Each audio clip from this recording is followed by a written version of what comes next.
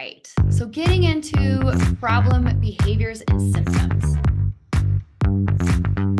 So the experience of panic, we talked about diagnostic criteria, but frankly, the DSM only gets half the picture, really. So when we're talking about the experience of panic and really building our case conceptualization so that we can do effective treatment, we need to hit four components. One, of course, we need to hit the physical piece. Like that is sort of the defining feature of panic attacks. So we're going to hit those pieces, those checklists. Do you have the heart palpitations, the breathing, all of those things that we went through? There are some other symptoms or sensations that are typical for panic that are not included in that DSM list. The two that really come to mind for me that I hear frequently from patients, one is a vision disturbance. So some people will talk about getting tunnel vision or sort of black closing in on their vision. Others will talk about getting spots. That seems to go along with hyperventilation. So I'm going to go ahead and guess they're not breathing well during that, but that's an experience of it. The other one is urination. Sometimes people really feel like they have to pee. So that can happen as well. But of course, we're going to look at what are those physical sensations. There's an emotional part of panic, right? It's that sudden onset, intense fear, anxiety, terror. Okay. Other emotions that can go along with it are dread. People start to dread the feeling. Now, when it comes to the cognitive component of panic, this is really, really important in treatment. And the DSM only hits on three cognitions. They say like fear of losing control. So they're hitting emotion tied to a cognition, which is I'm losing control, or I'm going crazy, or I'm dying. But there are other parts of cognitions, other thoughts, beliefs, and mental processes that impact this experience of panic. We're going to dive into that. And the behavioral piece. This is huge. If I have to pick one of these, this is the one that I'm really targeting for effective treatment for a couple reasons. Behaviors are always in your control. Physiology, not so much. If I hold a gun to your head and say, calm down, can you? No. If I say, stand up, you can do that, period. You can do that even if you feel lightheaded, even if you feel faint. So behaviors are in our control. So they're a really good target for treatment. They're also the main one that's going to break the cycle of panic that we're going to talk about. So diving deeper into the cognition, when I'm building my conceptualization, when I'm assessing things early in treatment, I'm going to look at cognition on two levels. What I mean by that is I want to know what are the automatic thoughts that my patient is experiencing, meaning in the moment. The automatic thoughts are the ones that are bubbling up, that are going through our mind at any given point in time.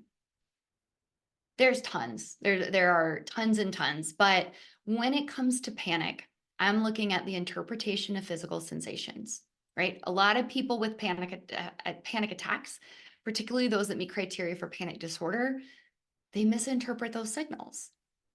The chest pain equals heart attack. Lightheaded equals faint. Difficulty breathing means I'm going to stop breathing. Nausea equals I'm going to vomit. So they have these sort of faulty equals signs going on in there.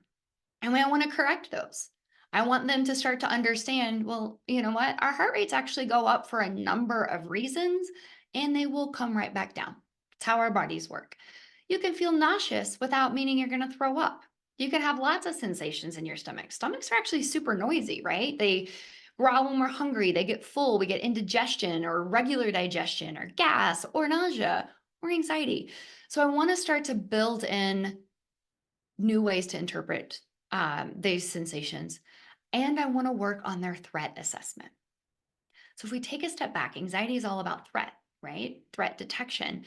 And people with panic are not doing the greatest job with their threat assessment. So they're sort of overreacting to things, treating them as threatening when they're not actually. Like that sitting in a circle is not actually harmful in any way, shape, or form. You're not going to die from sitting in a circle. So if we treat that like a threat, it's a misappraisal. Same thing with embarrassment. You can't actually die from embarrassment, so it's not actually a threat, but we treat it that way. So we want to look at the automatic thoughts. I want to look at core beliefs as well. So these are the deeper down beliefs that people hold, and they may not be able to articulate them. I find people are better typically with being able to get their automatic thoughts. What goes through your mind as a panic attack starts? What are you thinking as you're panicking? And it's usually oh no's and what ifs, right? Beliefs sometimes take a little bit of digging to get to. But I want to know what are their core beliefs about themselves, about panic and anxiety, about their capabilities. And I want to look beyond the DSM diagnostic ones.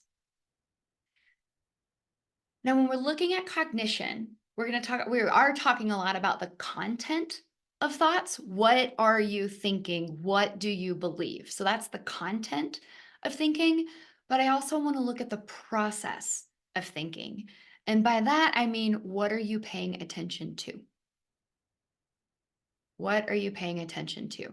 Anxiety, by design, any form of anxiety, one of the things that it does is it hijacks our attentional system and it sort of like filters out everything else and makes us focus on the threat, whether that's bugs or germs or a robber attacking us. So, I mean, it could be true threats.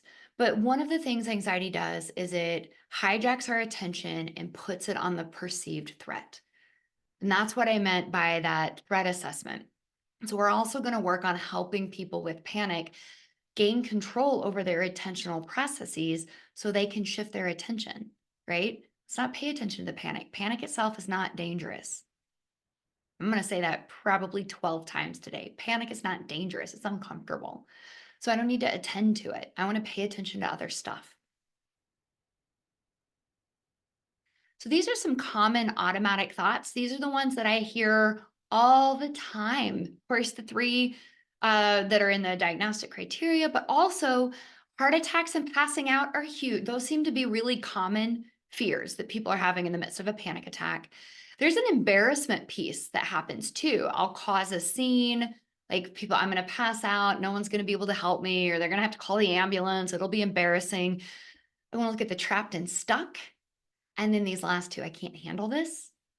That's huge for people with anxiety. Anxiety really undermines their self efficacy, their belief in their ability to handle things, and it'll never stop. This, a lot of people believe this with anxiety, and I like to reference gravity here, right? What goes up must come down. If I take a ball and I throw it as hard as I can, no matter how hard I throw it, at some point, it's gonna come down. The same thing will happen with anxiety as well if you let it. That's where we get back to that sawtooth pattern. Is sometimes people are doing things that's inadvertently, it's like they're catching it, they're throwing it up, or they're, I don't know, maybe volleyballing it, just kind of bouncing it back up again. But whatever goes up must come down. These are some common beliefs that people hold. Now, a belief, by definition, is something that our mind holds to be true. Our mind treats it as fact, even though it's not. Underneath that automatic thought, I can't handle this, is often the belief that I am weak or I'm incapable. I'm going to start targeting that from day one with my clients when they come in, not always directly, indirectly, and we'll talk about that. But that's a huge part of anxiety for people is that the anxiety makes them feel weak and incapable. The intolerance of uncertainty, this underlies almost every anxiety presentation there is some degree of when I don't know what to expect, I feel out of control and uncomfortable. And it makes sense if we look at anxiety as our threat detection system. If we don't know, we're kind of wading into uncharted territory, we're going to get more anxious. But when it comes to panic, the particular flavor of uncertainty here is I don't know how bad it can get. And that keeps things going. So even though people will say, yeah, I've had, 20 panic attacks, like, did you die? No. Did you pass out? No. Did you have a heart attack? No. Did you go crazy? No. But there's this little intolerance of uncertainty, this doubt in the back of their mind. I don't know how bad it could get. It could get worse. So that each time they survive it, it's not a like, oh, cool, no big deal. It's a thank goodness dodged that one, but I hope the next one doesn't get me. There's often really deeply held beliefs around judgment, self-presentation. What will other people think about me? They'll think I'm weak. There's a lot of beliefs around avoidance being the only way to control panic. So therefore they have to escape or avoid. We're going to get into why that is the most incorrect belief to hold when it comes to panic. Um, Another one is it's intolerable. People, this is bad. This is bad. I start correcting my patients from day one. Bad is not a feeling. Bad is not a symptom. Bad is not a sensation. Bad is a judgment. And when we code things as bad, we're actually telling ourselves, this is a problem, I have to get rid of it. And we're making ourselves more vulnerable to it. So I want to start to increase tolerance for discomfort. And I will use it. Yeah, panic is uncomfortable, not dangerous, not bad. And then people have a lot of beliefs around like panic itself being unsafe. It's not that losing control is bad or unsafe. It's not. It just feels uncomfortable. Or that causing a scene is unsafe. Again, you can't die from embarrassment. And this last one, I got to be honest, I've actually never had a patient articulate this to me, but I guarantee it's there in some way, shape, or form. And it's that I don't trust my body.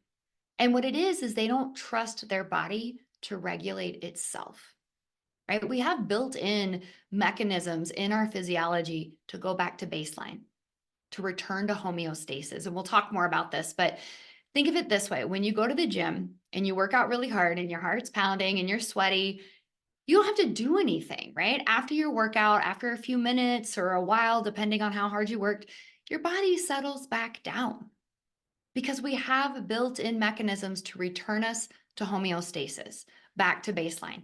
If we didn't, you'd have a heart attack every time you went to the gym. But people don't know this. And so people with panic, they don't trust their body to do its job. And part of that is the intolerance of uncertainty and discomfort. So all of these are really common beliefs.